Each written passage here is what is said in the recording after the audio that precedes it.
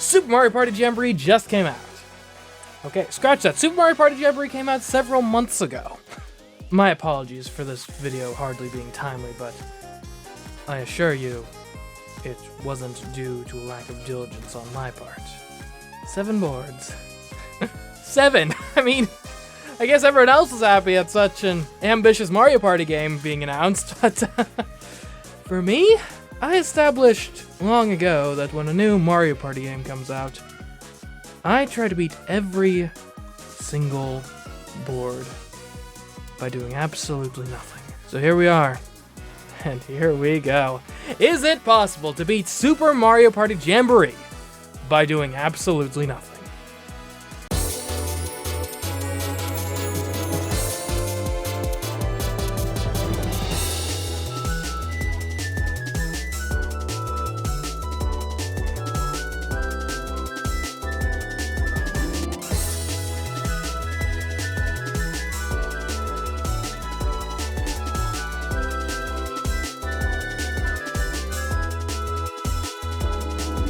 So, the rules for this challenge are relatively straightforward. Mario Party can be easily divided into 3 main parts: minigames, the board, and menu navigation. For minigames, we are pulling a classic Luigi wins by doing absolutely nothing mode, and just straight up not touching the controls at all while minigames are in progress. Additionally, we will be turning off motion control minigames so as not to have to concern ourselves with placing our controller perfectly level whenever one of those comes up. If we somehow win those minigames, great! But I don't expect much of that to happen.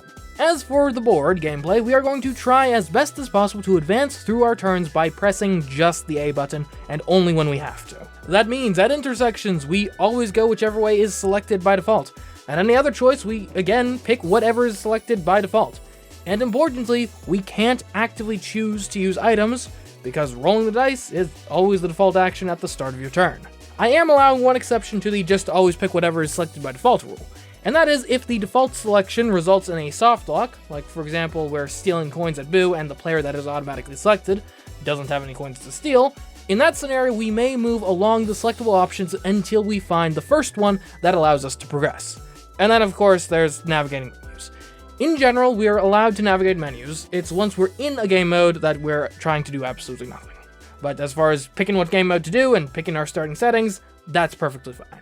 As for our party settings, we'll be playing for 10 turns against easy CPUs in party mode with bonus stars on and random minigame selection, unless otherwise specified. These aren't hard and fast rules, this is just what I think is going to be the best settings for us to actually succeed at what we're doing. If my mind changes on that, then I reserve the right to change what settings we use going forward. The goal is, of course, to win a game of Mario Party on each of the 7 boards in the game under these rules and conditions. Starting with Mega Wiggler's Tree Party.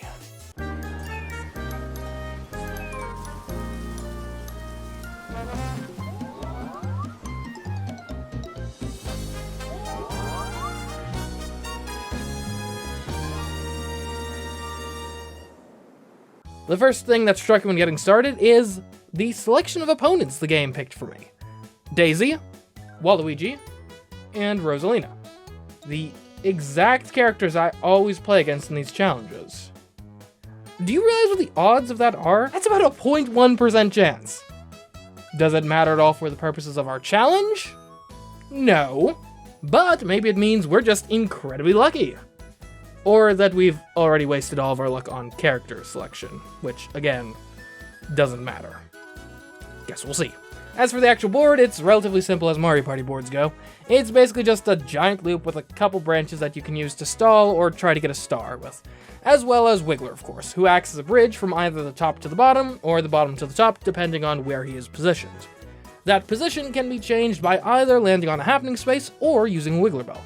We, of course, can't do the latter, but the former is fair game. Though uncontrollable, so not exactly ideal. There's also a couple of shops on the board, one near the top and one near the bottom, as well as an extremely accessible Boo on the right side of the board. So yeah, a pretty straightforward Mario Party board, though it remains to be seen if that's a good or a bad thing for us. But enough talking about the board, let's play it. The first major annoyance that comes up is shop placement. The first shop is extremely close to the beginning of the board, and the default action when passing said shop is buying a pair of double dice, which costs 5 coins. This hampers our ability to buy an early star quite a bit, especially when you consider that we don't win minigames very often. Such as 3-throw, which we have literally no chance of winning. Turn 2 comes along and we reach the star. 3 coins short of it, and then buy creepy dice instead. Great. The minigame for this turn is Gatekeepers, which in most Mario Party games would be one of our best minigames because the game would just choose a key for us and that selection would be just as likely to be correct as an actual choice would be. Super Mario Party Jamboree is a little meaner than that. If the timer runs out when it's your turn to pick, the game doesn't pick for you. You just don't get a pick at all. That means this is another minigame that is impossible for us to win, or even place in. Our high rolling continues, bringing us all the way to Boo. Now normally at Boo you can steal coins from another player for free, or steal star for 50 coins. Our opponents can of course avail themselves of either option. But we can't, because the default selection is always stealing coins, regardless of how many coins you come there with. So that's what we always have to do. Oh, and Waluigi got a star this turn. Good for him. This turn's minigame was Treetop Treasure, which is actually possible for us to get a coin or two in, if we specifically get knocked off, and then Lakitu brings us back exactly on top of the coin. Hardly lucrative. Turn 4 gives us a decent cash injection, thanks to Koopa, who gives you 10 coins for pass and go. Or, cycling the whole way around the board. Then we get a taste of our first 1v3 minigame, Cage Catch. Now this one is technically possible for us to win if we're on the team of 3, but practically it's impossible. Easy AI may be dumb, but it's not so dumb as to swim right under our stationary cage unprompted. Turn 5 has Rosalina getting another star, and starting up Snag the Flags as a battle minigame.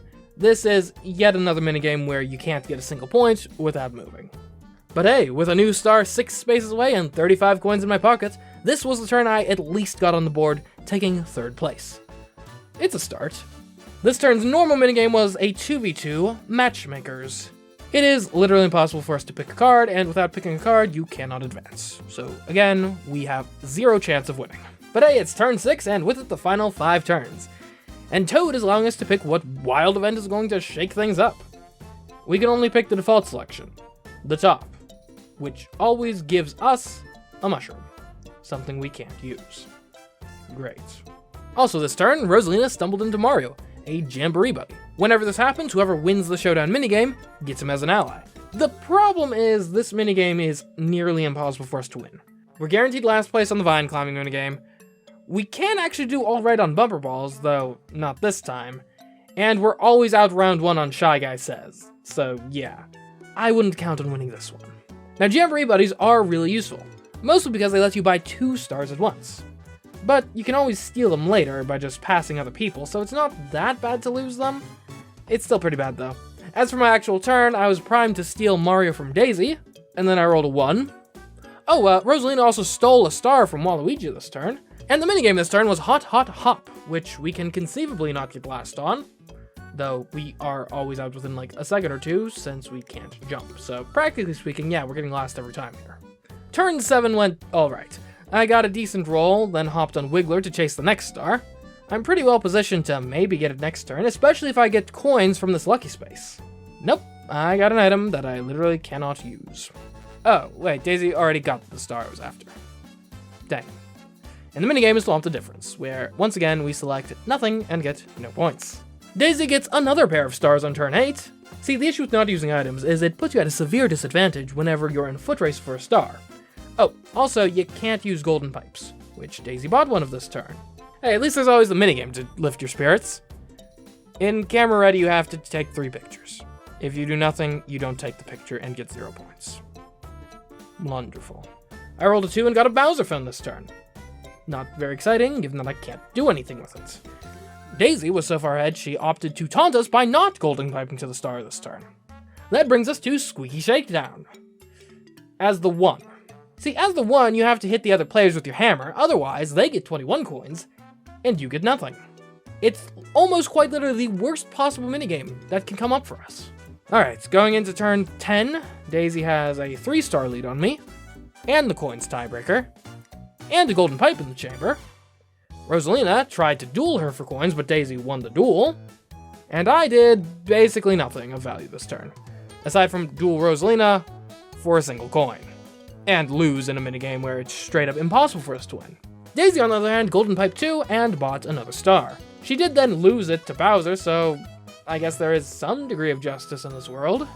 To end things off, I lost Bruiser Bash on the team side. So this one should be possible to win if my teammates are somewhat competent. No luck this time though. And that brings us to the end of attempt 1. Waluigi got the Slowpoke bonus and Daisy got the Rich bonus, not that it matters because Daisy was already uncatchable anyway. So yeah, that's loss number 1. Disappointing, but expected. And hey, we got 2 achievements for it, so that's something, I guess.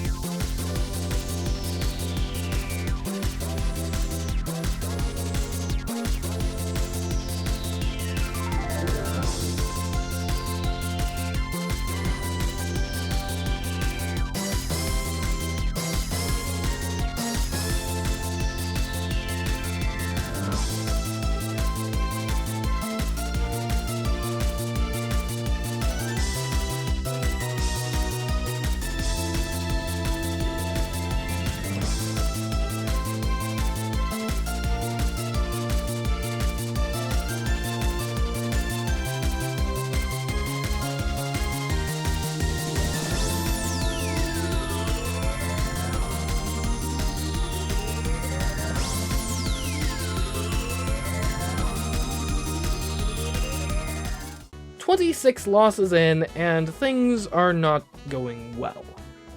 I honestly think the simplicity of the board is working against us. The star is never in a particularly hard place to get to, even more so when you consider that the Wiggler is a shortcut. It never really blocks anyone from getting a star, but it can most certainly make it much easier to get one. Boo is similarly accessible, allowing for many star steals from our opponents. So even in the rare case that we take the lead in spite of our miserable minigame performances and unaided mobility, our stars are then immediately stolen because the AI always targets the player in first place when they steal stars. But the real terror here is capitalism. You see, during the final turns of the game, one of the shops begins stocking gold pipes in its inventory. This allows our opponents to routinely pick up another star or two that they weren't even close to in the final few turns of the game. On the bright side, we have found a few minigames that we can actually win somewhat consistently, like Prime Cut and Diffuse or Lose, but those are still well in the minority. An unusually slow start in attempt number 27 gave me some hope. Thanks to coin shortages, my opponents wasted much of the first half of the game, wasting time in the southern loop. It wasn't until the end of turn 4 that Daisy purchased the game's first star. The next was placed about as far as possible from everyone else. This bodes well, as a low-scoring game means less of a lead to overcome in bonus stars. As we entered the second half of the game, only 1 star was in circulation, and Rosalina was kind enough to double the value of blue and red spaces, giving us a much-needed boost to our econ. We managed to cross the Wiggler and burn the bridge behind us, taking the lead in the race to get the game's second star. Daisy did pass us, taking the Wiggler down south, but stopping on its back, a very risky place to be. I crossed the whole way over on my turn, then Waluigi moved the Wiggler again, carrying Daisy out of contention for the star. She tried using a warp block to catch back up to me, but it backfired, sending her even further away. With that, the star was mine. The next was about as far as possible for me, and Waluigi got it. But that brought yet another one my way. I purchased it and took the lead. But things weren't going to be easy. Rosalina had Yoshi as an ally, with a golden pipe in hand, which she didn't use because the next star was only 3 spaces away. She could conceivably gain 4 stars in the next 2 turns. But she rolled a 2, missing the star, but getting one from a hidden block instead? Turn 10 came, and with it, Rosalina buying 2 stars and taking the lead. Luckily, Daisy passed by Boo and stole Rosalina's star, taking the lead herself, but putting me in a fairly favorable second place. If I got a bonus star and Daisy didn't, I'd win. The bonus stars were as follows. The shopping star, which went to Waluigi, and the eventful bonus, which went to Waluigi, giving Waluigi the win. So yeah, let's talk about bonus stars for a bit, because they don't help as much as you'd hope they would. 2 random ones appear at the end of each game from among the following: the rich bonus, eventful bonus, shopping bonus, sightseer bonus, misfortune bonus, item bonus, slowpoke bonus, Bowser bonus, and minigame bonus. Most of these don't actually help us much.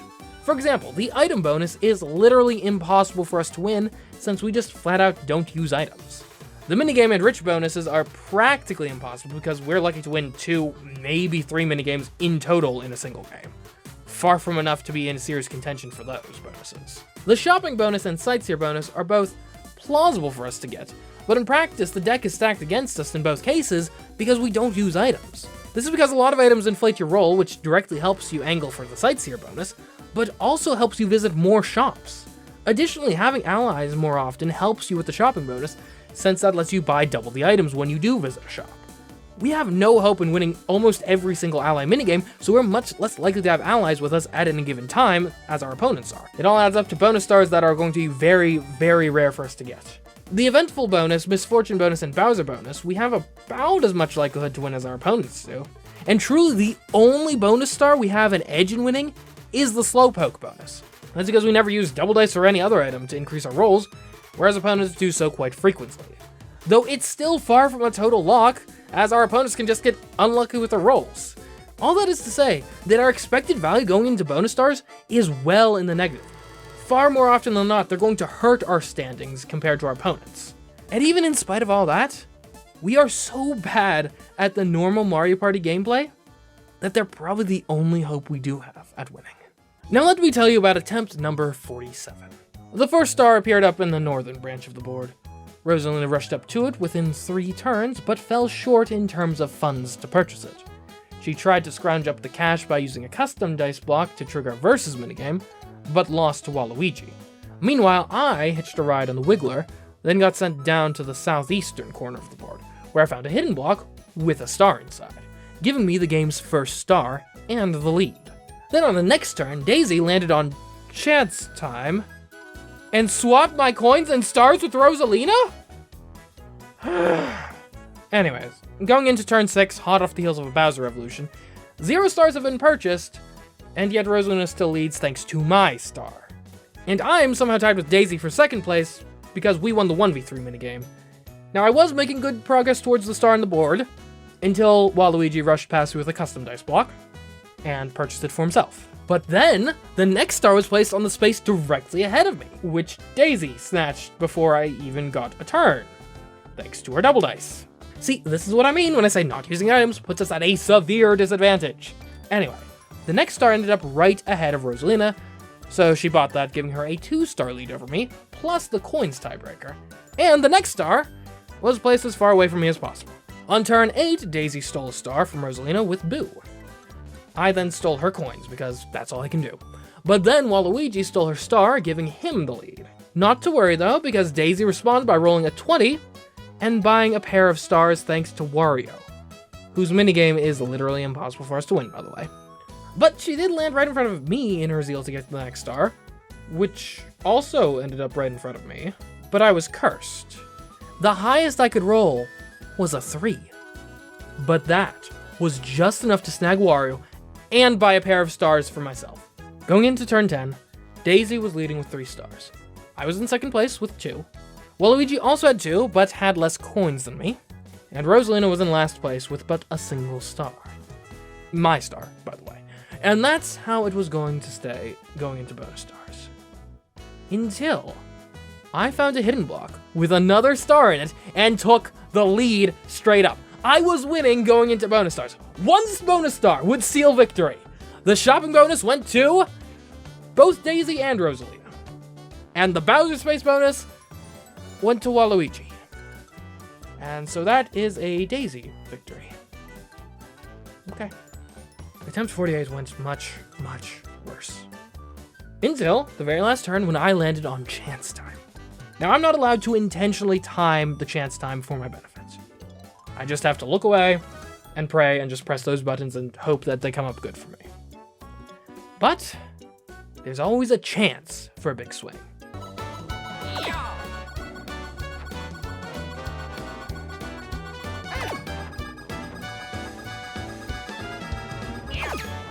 Or I could just give Daisy 20 of Rosalina's coins. Hopefully you're not getting too bored of these summaries of the few, very few select matches where it appeared for even just a fleeting moment that I had a chance to win.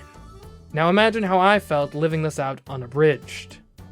Anyway, attempt number 52 was at least somewhat interesting. A high roll on my first turn gave me a leg up in the race to the first star. And I even landed on Lucky Space. I got dice from it instead of coins though, so it was kind of worthless. I mean, actually a normal blue space would have been much better. Maybe I could count on the minigame to get me closer to being able to afford the star. Nope, it is Sled to the Edge, which you cannot win if you do not push a button. You just freeze to death instead. So yeah, no star for me come turn 2. But a spanner was thrown in the AI's pathfinding thanks to the Wiggler's movement. That might make for a low-scoring game at least. I landed on a Bowser Space on turn 3. Not great, obviously, but at least I don't have much to lose. Waluigi obtained the game's first star in turn 4, and the next one was nowhere near me. And then turn 5 marked the first time I was at or above 20 coins for the entire match. Then Rosalina bought her first star, placing the next one where I just was. Ugh. The home stretch bonus was to give me a mushroom. Great. At least the Wiggler was in the right place for me to take a shortcut to the star, though Waluigi was much closer. And Daisy took a better shortcut with her shop hop box. But then she landed on chance time and gave me Rosalina's star. Okay. Then Waluigi did something truly baffling. 7 spaces from the star, with enough coins in hand to afford it, he wagered his entire net worth on a duel with Daisy. And won! But then, he rolled too low to get to the star this turn, while leaving Daisy just broke enough to not be able to afford it herself, should she roll high enough on her next turn. Though she did win the minigame, and buy the star on her next turn, so, kind of a moot point. Sorry for getting your hopes up there. The next star appeared down the path I had just committed to not taking. But then Waluigi moved the Wiggler, offering me a shorter route back to the action at least, and he landed on chance time, giving me 20 of Daisy's coins. On turn 8, I passed by Bowser Jr. and shockingly won the showdown minigame. Not much happened through to the end of turn 9, aside from Daisy getting worryingly close to that last star. If she were to get it next turn, that jumped me down to 3rd place, and making it so to win, I would need to get a bonus star, and for the other one to not go to Waluigi or Daisy. Not terribly likely. My turn 10 was uneventful. Ultimately, Bowser Jr.'s friendship netted me a few extra coins and an extra purchase at the shop. Hardly game-changing. Daisy was only 4 spaces away from the star, but Waluigi had used Creepy Dice on her on the previous turn, and none of her items could counteract the effect, so the most she could roll was a 3. Truly devious. She also activated a versus minigame, which I lost, but Waluigi got 3rd place, so it could have been worse. That left me exactly 10 coins behind Waluigi. Not great should it come to a coin tiebreak, but just enough to be plausible to make up in a team-based minigame. In theory. Though Daisy missing the star freed up Rosalina to use some double dice to snag it herself. She then landed on a Bowser space and triggered a Bowser Revolution, putting us all in joint tied first going into the last minigame. It literally could not be closer. The minigame in question was Lost and Pound, a 1v3 minigame with Daisy, Waluigi, and I versus Rosalina. The difference between a win and a loss on this minigame could very well be the difference between a win and a loss on the board. The rules are simple. Rosie hides, then each of the rest of us picks one of 4 spots she could have hid, and we hit her. If we hit her 3 times in 3 rounds, we win. And luckily, this is one of the few minigames where if you don't pick within the time limit, the game picks for you. Let's play.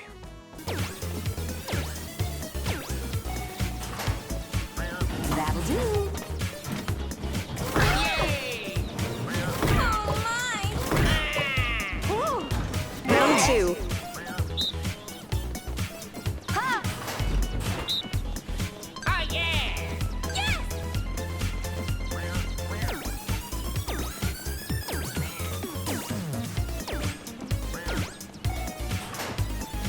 Oh, nice! Oh! Oh no!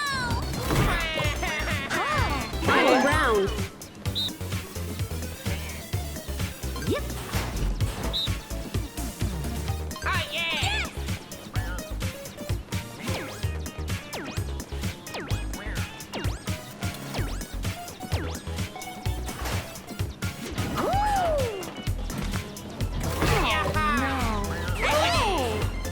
Finish! Winners!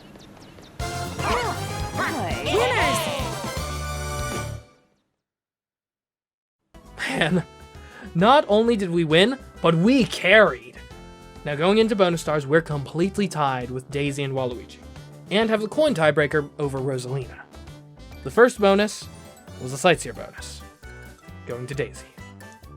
The second, the Bowser Space bonus, going to Rosalina and Luigi.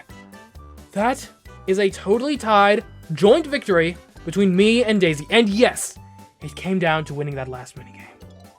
Miracle Worker achievement earned indeed. So yes, it may take multiple days worth of playtime to see, but it is possible to beat Super Mario Party Jamboree by doing absolutely nothing. Excuse me, we're not finished yet, sir. Huh? What do you mean we're not done? This is already a longer video than average. We won, didn't we? Go on, viewer, back me up on this. The goal is, of course, to win a game of Mario Party on each of the 7 boards in the game under these rules and conditions. Oh.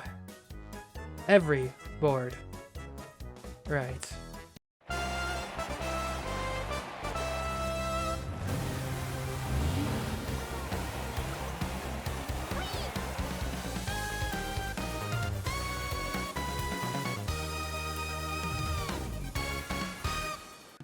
Welcome to hell. Or I guess Purgatory is the more apt comparison.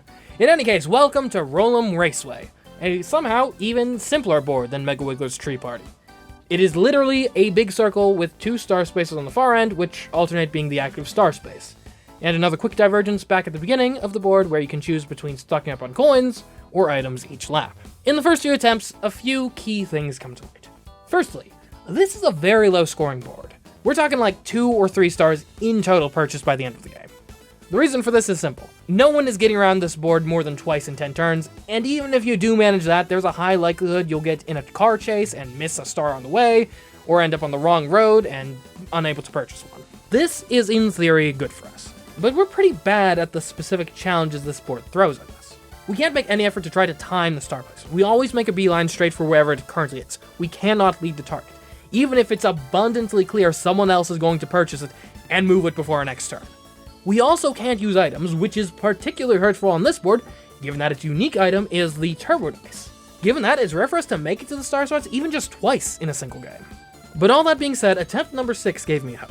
You know how I said previously that low-scoring games generally favor us?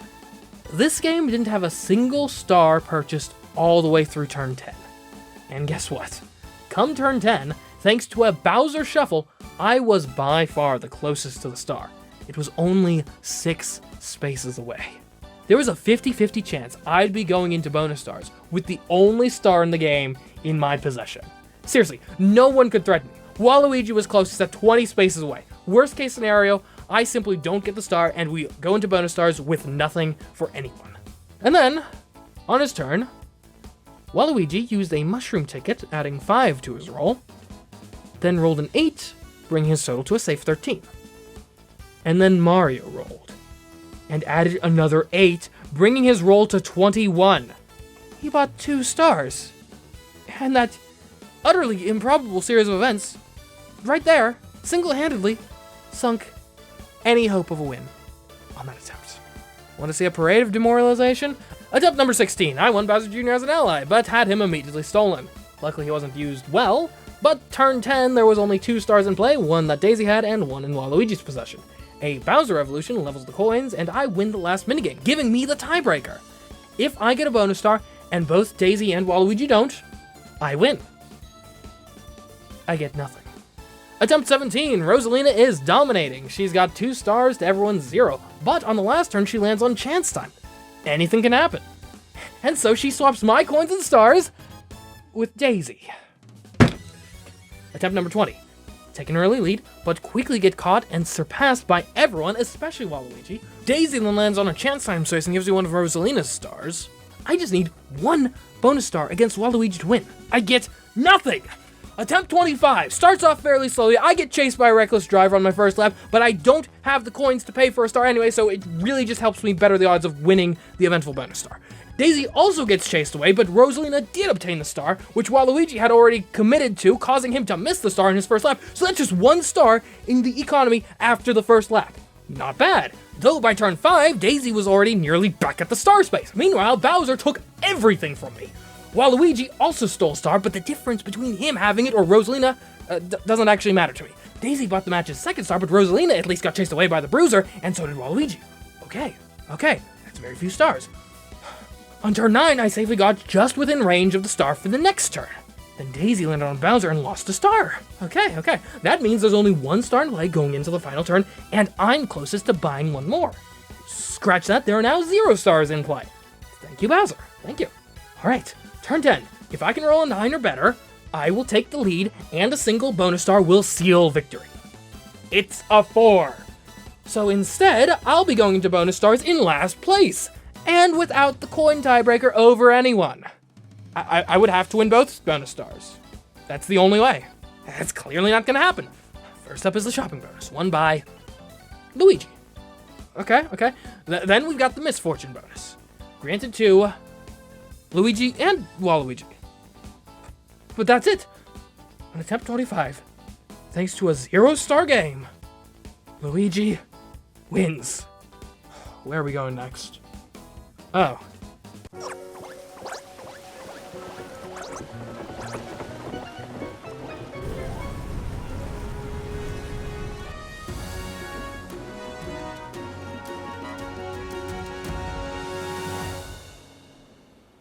Goomba Lagoon. That might be a problem.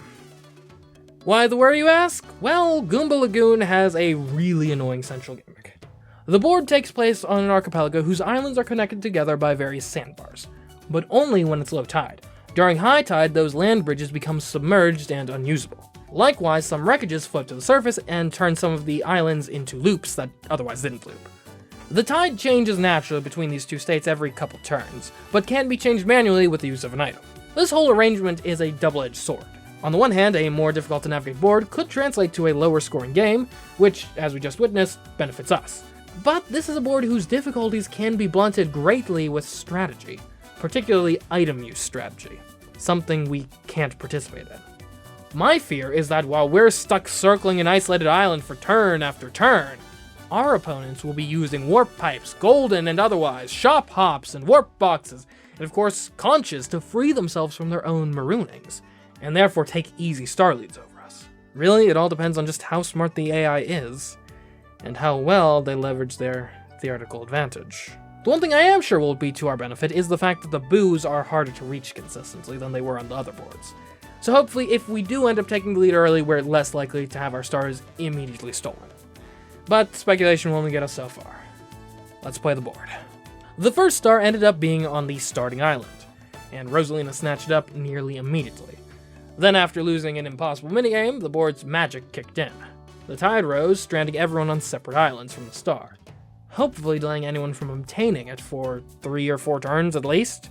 Or Rosalina could shop up bucks right in front of it immediately. See, this is the sort of thing I was worried about. Though were I in her position, perhaps I would have waited to warp to the star until I had enough money to pay for it. That's not to say the star is safe though, as Daisy just zipped over to the island herself. Then Waluigi joined her with a warp box. So to summarize, everyone but me is now involved in the race to the star. Apparently, my opponents view high tide as little more than an inconvenience. Meanwhile for me, it is an insurmountable barrier. Waluigi ended up being the one to claim the star, and the next one was placed on this shipwreck that I have basically no hope of reaching before the game's end. Rosalina, on the other hand, was already well on her way there, and bought the star. The next one appeared literally as far away from me as possible. Lovely. And not much else happened for the rest of the game, aside from Waluigi buying a second star. Technically, I could have won if I won both bonus stars, but that obviously didn't happen. My 9th attempt started off fairly promising.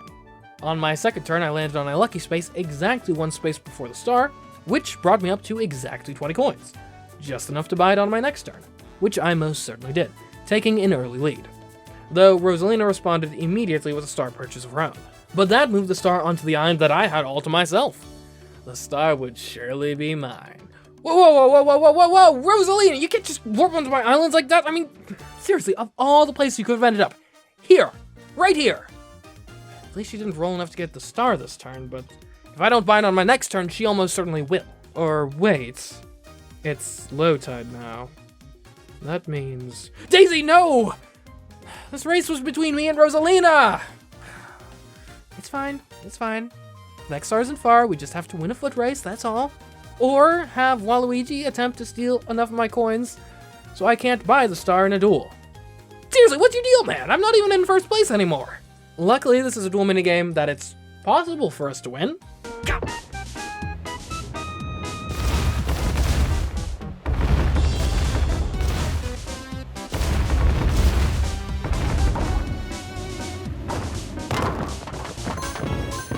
Well, we didn't lose, and that's what really matters. Or it would have, if Daisy didn't have a custom dice block again. Though joke's on her, that made her Waluigi's target to steal from. And then she bought another one. Now luckily I placed myself just before the junction, which would allow me to take the path onto the island that the new star sits on. Or, I could have, if it wasn't high tide. Oh, if only there was some sort of item, a shell perhaps, that could lower said tide. Oh, if only I had such a miraculous device on my very person. Why, then I could have a 50% chance to buy a star this very turn. Oh, what a silly fantasy. Guess I'll just roll the dice and circle this island pointlessly. Oh, strike the pointlessly part of that last sentence? Still though, the tide lowered and guess who got the star? Again. And now the gold pipes come out to play, courtesy of Rosalina and Waluigi. As turn 10 ends, I'm actually in a very interesting spot. Thanks to Rosalina stealing a star from Daisy, the new star leader now has fewer coins than me. If I were to get a bonus star and Rosalina didn't, I'd have the lead over her, presuming she doesn't beat me in the next minigame. But we're on the same team, and if I win, I'll also have the coin tiebreaker over Daisy. And luckily it's Defuse or Lose, one of the ones that we nearly always win, and today is no difference. So, going into bonus stars, the calculus is simple. I need a bonus star, and the other one has to go to me or Daisy. That's how I can win. First up is the Misfortune bonus, which I win. And what of the other one? The Shopping bonus. Rosalina and Waluigi. And that stings. The funny thing too is I did pass a shop on the last turn. I would have tied them for that bonus if the shops didn't close on the final turn. Why, Nintendo? We were all trapped by high tide on attempt number 19. No one got a star until turn 7, when Waluigi finally made the trek all the way across the board. Then a curious thing happened. On turn 9, Rosalina landed on chance time, and gave Waluigi's star to me. I remained the only one with a star till the end of turn 10. And no matter what happened in the final minigame, I'd have a coin tiebreaker over Daisy and Waluigi. I am going into bonus stars with a lead. The only way I could lose is if someone else gets 2 bonus stars, or Rosalina gets 1 and I don't. The odds should be in my favor, right? Well, let's see. The first bonus is the Sightseer bonus. It's Daisy's and Rosalina's. Hold on, really? A precise tie on Sightseer bonus? What are the odds of that? Okay, alright, well, now I have to win the other. It's the Misfortune bonus. Going to Daisy. Maybe we should have played with bonus stars off. Attempt 21 starts off slowly. No one is able to get off the first island before high tide, separating us all from the star until turn 5, when the tide retreats and Rosalina makes the journey to obtain it. then the next one is practically given to Daisy on a silver platter. The third was a bit of a ways off, and somehow I managed to wind my way to it before anyone else could, taking the lead. But what's this? The next is only 9 spaces ahead of me. Okay, I'll take it. Quite literally, in fact. Now, as for the next one, 11 spaces ahead of me. Okay. Unfortunately, this one was not meant to be. Waluigi got there first, and got to the next one the same turn. He just went from a distant 4th to a commanding 1st. Meanwhile, I'm out here landing on unlucky space on my final turn and giving Daisy her favorite item. But thanks to Rosalina, I actually took the lead anyway. She stole a star from Waluigi, and in so doing, lowered her own coin balance to be exactly equal with mine. Now we're in joint first. It's a good position to be in going into bonus stars. But we're not going into bonus stars just yet, are we? We still have a minigame to play, and if Rosalina beats me, she'll have the tiebreaker. I'm sure I don't need to tell you just how important this last match of Prime Cut is. Come on, Waluigi. It's all you, man. Claim vengeance upon Rosalina. For me. No. For us!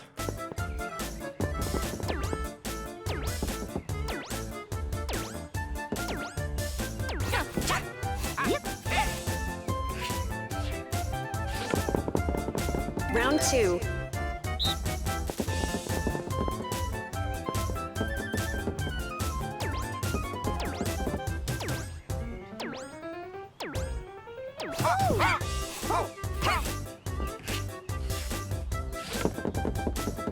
Final round.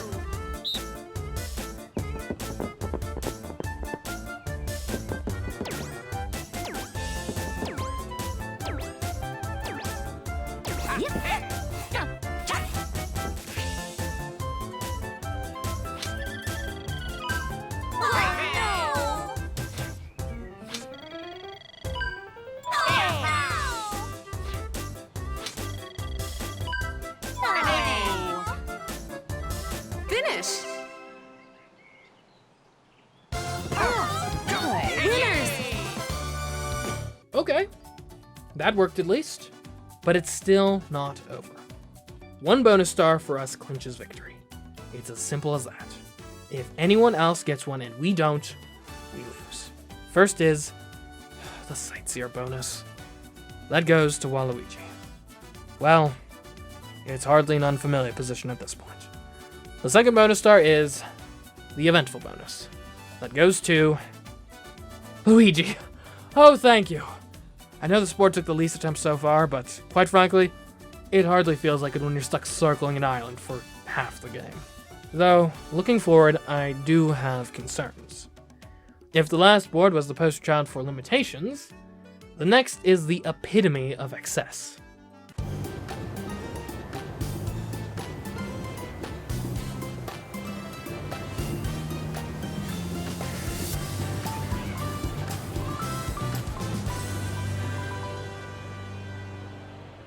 Welcome to Rainbow Galleria, home of board-spanning elevators, the most loose fiscal policy in the whole game, and lots, and lots, and lots of shops. This board isn't really a loop like the previous ones have been. It's almost more like multiple layers of concentric circles and horseshoes, with a bunch of escalators and an elevator linking them all together at a decent number of places. Put simply, if there's somewhere you want to be on this board, there's probably a decently quick shortcut you can take to get there. That could lead to a higher scoring game, but also means we can actually get around somewhat efficiently, unlike was the case in the Lagoon. The board has this stamp rally where you can get 10, 20, 30, or even 50 coins if you go around and visit the stamps, then go back to the beginning of the board. We can't really optimize for this, but that extra cash in our pocket, even if it's only 20 or 30 at a time, should help us be able to afford stars more consistently here. And then there's the shops. There's loads of them here, but most of them you can only visit by landing on a specific space. This includes shops like the Golden Shop, which on this board is the only place that sells some very powerful items, including the Golden Warp Pipe.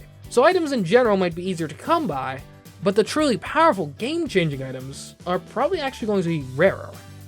But that's all speculation. Let's see how it actually plays out. I'm sure it's of little surprise that the first 9 attempts didn't go my way, but attempt number 10 started off somewhat promising. With the opening star positioned on the 3rd floor, my opponents, having rolled high in their first turn, opted to skip the elevator and take the long way up, presumably so they'd have enough time to accrue the necessary funds to purchase the star. Meanwhile, I rolled a 3, giving me plenty of time to earn some cash before I had to make the same choice. Unfortunately, hot cross blocks is unwinnable without doing anything. On turn 2, I rolled a 9. Not great, but it would leave me 1 short of the star, giving me 1 last turn to get up to 20 coins. Or not. Okay.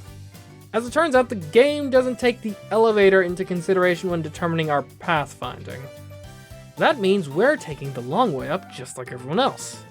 Daisy and Rosalina were moving with haste towards that star, with Rosalina nabbing one in the hidden block along the way, and Daisy landing on the last place shop, which pays you to shop there if you're in last place, which Daisy is. But that took her out of last place just in time for me to land there, which took me out of last place just in time for Waluigi to land there. We're all in last place here. Though my money was short-lived, as I spent half of my net worth on a mirror on the very next turn. On turn 5, Daisy bought a star, and then the next one appeared right in front of her, and she bought it too. At least Rosalina stole one from her. Now the next star is back down on floor 2. Luckily the game is smart enough to at least have the correct decision selected when we directly pass by the elevator, allowing us to take the shortcut down to floor 1. But the effort was futile. Daisy got there first and placed the new star directly behind us. Or as others might say, directly in front of Waluigi. Yeah, he got it almost immediately. But hey, the next star appeared back up on floor 2. All you have to do is use the pink escalator to be on track for it. You know, the escalator we just opted not to take. Daisy used a custom die to purchase it instead. The last star appeared up on the 3rd floor, and no one is able to reach it before the end of the game. Waluigi tried to duel Daisy for a star, but lost and gave her another one, which means we are going into bonus stars with Daisy having 4 stars, and me having 0. I lost, obviously. For attempt number 16, I was playing with Peach instead of Daisy. No, it's not because Daisy keeps sniping stars from me. You'll find out why soon enough. What matters right now is that the first star in this match wasn't purchased until the end of turn 4, when Rosalina did so. And the second star was pretty far away, though not nearly far enough away as Rosalina purchased it on her next turn, further expanding her lead. I was closest to the 3rd star, which Waluigi took a note of, warping to me. Luckily, I was able to snag it before he sniped it from me. But Waluigi, oh, he was not done yet. He was a fighter. He just straight up stole a star from Rosalina, and then Peach stole a star from him, but then he used a mushroom to land 1 space shy of the 4th star. And then Peach used a mirror to swap places with him and buy the star for herself. Poor guy, can't catch a break. The 5th star was up on the 3rd floor just beyond the elevator, right in front of where Peach had transported Waluigi to. This one would be his. Or it would have, had Rosalina not used double dice and the elevator to rush up to the star and take it just before Luigi could get there. The final star ended up close to me, but unfortunately I was just past the intersection that would have let me grab it. What I was able to do is turn my stamps in for just enough coins, giving me the coin tiebreak over Peach and Rosalina. Going into bonus stars, I would win if I got 1, and neither Peach nor Rosalina got the other. Not great odds, but plausible. The first one up was the minigame bonus star, which Waluigi won, finally getting him a durable star this match. The second on offer was the Slowpoke bonus star, awarded to Luigi, which means Luigi wins board number 4. And hey, so far each board has taken fewer attempts than the previous one, so let's hope that trend continues. If we can even play the rest of the boards, that is. Because in Super Mario Party Jamboree, you have to unlock the final 3 boards by getting 10, then 20, and finally 30 achievements. We have acquired some achievements already just by playing the game as we have been. Namely, First Time Partygoer, First Time Superstar, First Star, Master Duelist, Tomorrow is Another Day, Lucky Star, Bowser's Groupies, Miracle Worker, Heavy Pockets, Big Spender, Wario's Batty Buddy, Yoshi Fan, Bowser Jr.'s Accomplice, Big Meanie, and Add Insult to Injury. That's 15 achievements, enough to unlock Westernland, and half of what we need to unlock all 3 boards. This is why we were playing with Peach in that last match. There's an achievement for using each buddy's ability. We don't have Peach or Daisy's achievement yet, but Daisy's activates when buying something at a shop, and Peach's activates when you buy a star. I figure we're more likely to get a trigger on Daisy than Peach. And since a buddy can't appear when they're playing in the match, I switched Daisy out for Peach in hopes of getting another achievement. So far it hasn't worked. But it's worth noting that there are achievements on offer for playing the other game modes. And I don't have a problem with playing any other game modes. so long as we do nothing within said modes. So let's see what exactly we can do. Over at Rhythm Kitchen, we can get an achievement for simply playing the mode, if we can actually start without doing this fist pump at the beginning. Well, okay, they finally gave up expecting anything from me.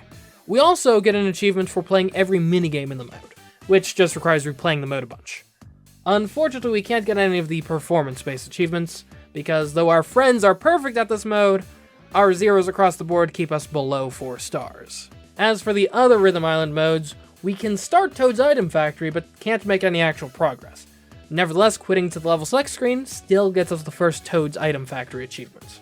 And then there's Paratroopa Flight School, which we can't even get past the tutorial on, so no achievements available here. Over at Bowser Island, we can get an achievement for participating in the Koopathlon, but every other achievement on offer would require us to actually be a contender, which is not happening. Bowser Kaboom Squad, on the other hand, being a team-based mode, we should be able to hop into a match and let the AI do all the work for us. Yeah, that'd be great. If we could get past the mandatory tutorial, which we can't. So no achievements here either. Party Planner Trek is similar. It seems you actually have to do some planning before they'll recognize your efforts with an achievement here. That basically just leaves Minigame Island. Now, a lot of these achievements are based on getting high scores in various minigames in free play mode. We can't get any of those. But there are a few within our grasp. We can play the daily challenge 10 times, though it'll take a few days. We can play free play, showdown battle, daily challenge, and tag match for the first time. Believe it or not, there's also enough 2v2 minigames that are winnable for us that we can win tag match without losing a single round. Rosalina and I were able to do just that in Defuse or Lose, Pick and Produce, and Tricky Turntable. That's 25 achievements in total. The other 5 we'll have to earn while playing on the remaining boards. So let's head to Westernland and get started trying to win, while also keeping an eye on earning 5 more achievements.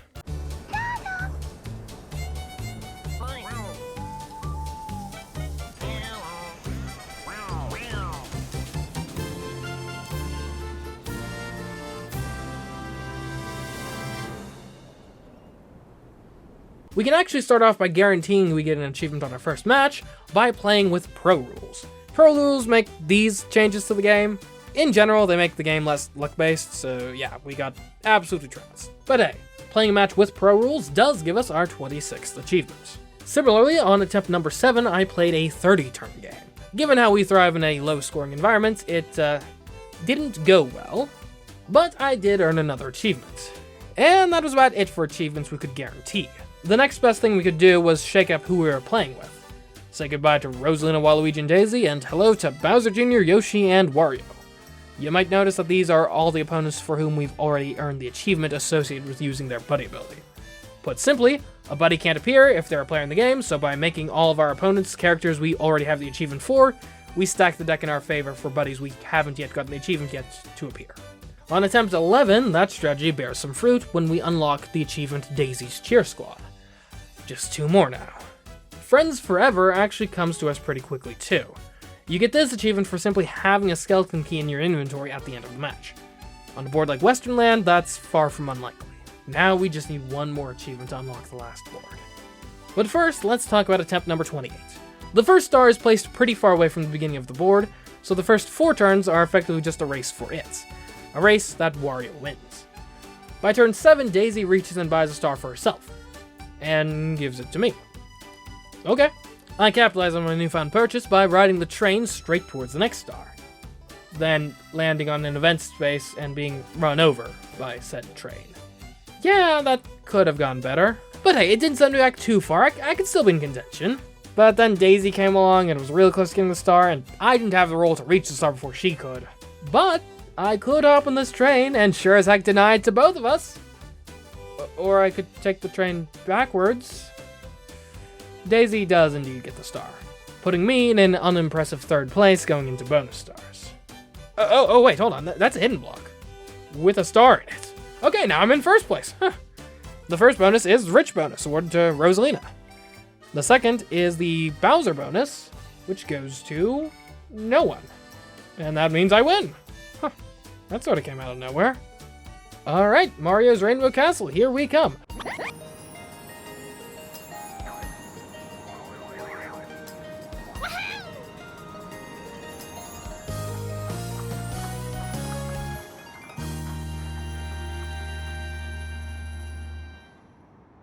Though, not only do we need to win here, we also need to earn one last achievement. There are none left that we can earn in any other modes, and the achievement unique to Mario's Rainbow Castle is item-based, so it really has to be one of the buddy achievements.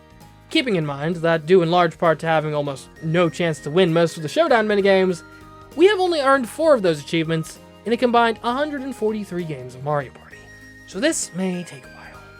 Mario's Rainbow Castle is similar to Roll 'em Raceway. It's an almost entirely linear board with a star that, instead of switching between being on 2 different branches, switches between existing and not. In theory, that could be a recipe for a low-scoring board, but it's worth noting that usually items are particularly important here, as you want to use them to time the switches between stars and Zatars. This is the sort of board where you might feel compelled to keep a creepy die on hand in order to use it on yourself in case of a Zatar-based emergency. We obviously can't do that, and predictably, we're not all that close to winning in the first 2 attempts. Attempt 3 was at least interesting, though. A 10 is not a bad way to start this board. It ties us for the lead to the first star. Well, as long as we earn some cash and no one switches a star out for Zatar. I will say, though, Daisy rolling 2 10s in a row is kinda tough to keep up with. Luckily, the lucky space resolves the coin issue. Daisy wins Yoshi, who Rosalina then immediately steals from her. Then Daisy warps up to Rosalina, neglecting to take back Yoshi, but making even more progress towards the star.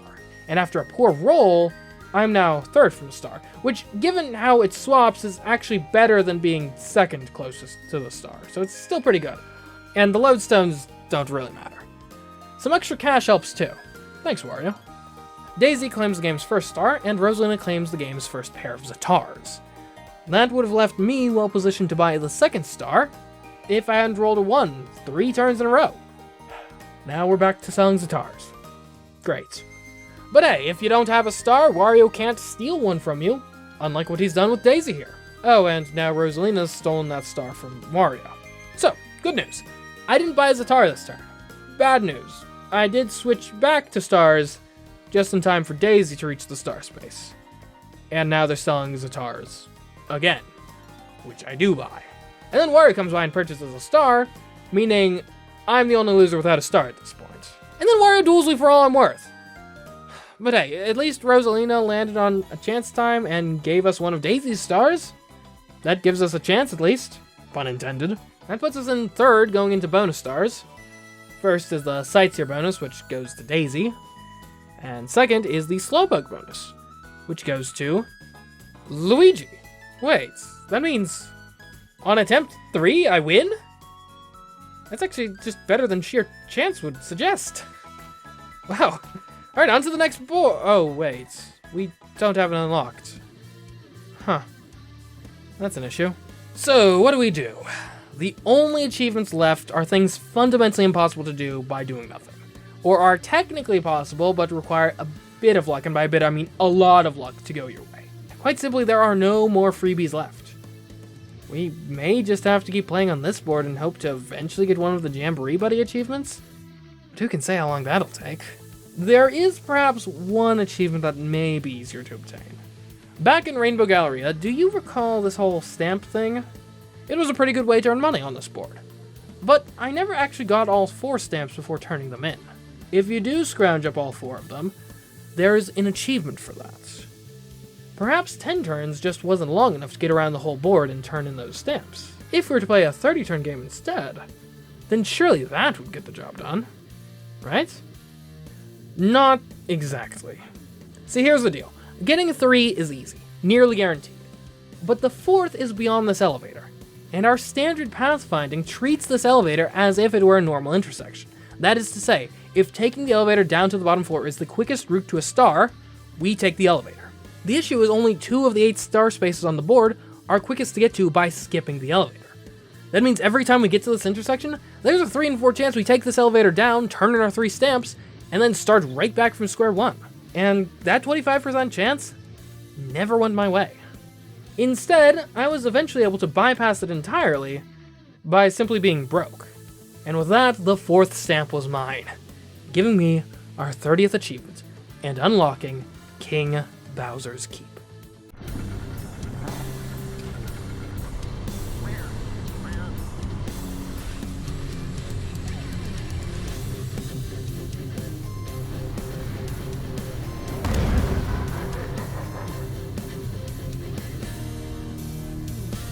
you know what? I've got some hope for this board, and it all stems from the Bowser Byway, the reversible central portion of this board which you've got to traverse through at least a bit to get most anywhere, and it has way more Bowser spaces than usual.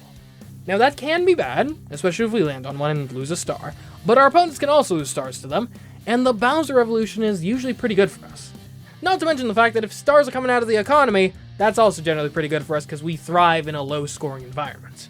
The other major gimmick on this board is the vault. Everything Bowser steals on this board ends up in the vault, and anyone who can guess the 2-digit code is showered with those riches. Here's the thing though, a 2-digit code is still a 1 in 100 chance to guess right. The odds aren't that bad though, because incorrect numbers are eliminated as people guess them, and if anyone guesses one correct number, that is locked in, and increases the odds significantly. In fact, if the vault's passed 10 times, it is guaranteed to be open.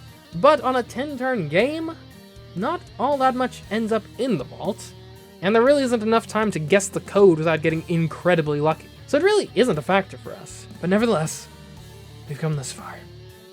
I have wasted well over an entire week's worth of time in my life on this stupid video. I am in too deep. It is not a matter of if we beat this board, but when.